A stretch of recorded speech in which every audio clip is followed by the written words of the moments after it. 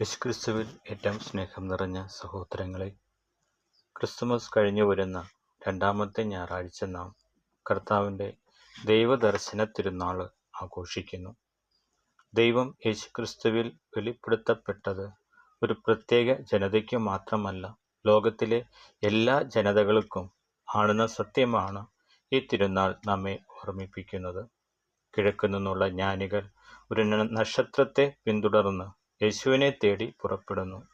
ദീർഘവും പ്രയാസകരവുമായ യാത്ര അവരെ ഒരു രാജീയ കൊട്ടാരത്തിലേക്കല്ല, മറിച്ച് ഒരു സാധാരണ സ്ഥലത്തുള്ള കുഞ്ഞായ യേശുവിലേക്കാണ് നയിക്കുന്നത്.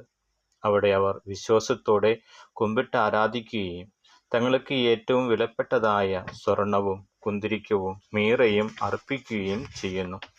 ജ്ഞാനികൾ നമ്മെ ചില പ്രധാന കാര്യങ്ങൾ പഠിപ്പിക്കുന്നു. ദൈവം എല്ലാവർക്കുമായി വന്നവനാണ്. ജ്ഞാനികൾ യഹൂദരല്ലായിരുന്നിട്ടും ദൈവം അവരെ തൻ്റെ പുത്രനിലേക്ക് നയിച്ചു. ദൈവത്തെ കണ്ടെത്താൻ യാത്ര ആവശ്യമാണ്. വിശ്വാസത്തിൻ്റെ വഴി എളുപ്പമാകണമെന്നില്ല. എന്നാൽ ദൈവം നയിക്കുന്ന നക്ഷത്രത്തെ പിന്തുടർന്നാൽ ലക്ഷ്യത്തിലെത്താം. നമ്മൾ നമ്മുടെ സമ്മാനങ്ങൾ അർപ്പിക്കണം.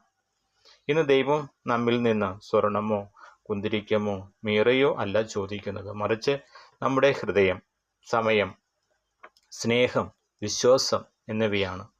യേശുവിനെ കണ്ട് മുട്ടിയവർ മാറിപ്പോകുന്നു. ജ്ഞാനികൾ തിരികെ പോയത് മറ്റൊരു വഴിയിലൂടെയാണ്. യഥാർത്ഥമായ ദൈവ സന്ദർശനം നമ്മുടെയും ജീവിതപാത മാറ്റും. എൻ്റെ ജീവിതത്തിൽ ദൈവം കാണിച്ചു തരുന്ന നക്ഷത്രം ഏതാണ്? ഞാൻ അത് ശ്രദ്ധിച്ച് പിന്തുടരുന്നുണ്ടോ എന്ന് ചിന്തിക്കുക. കരുണാമയനായ പിതാവേ, ജ്ഞാനികളെ നയിച്ച നക്ഷത്രം പോലെ ഞങ്ങളുടെ ജീവിതത്തിലും ഞങ്ങളെ നയിക്കണമേ. യേശുവിനെ കണ്ടെത്താൻ ഞങ്ങളെ സഹായിക്കണമേ. ഞങ്ങളെ തന്നെ പൂർണ്ണമായി നിനക്ക് സമർപ്പിക്കുവാൻ കൃപ നൽകണമേ. ആമേൻ.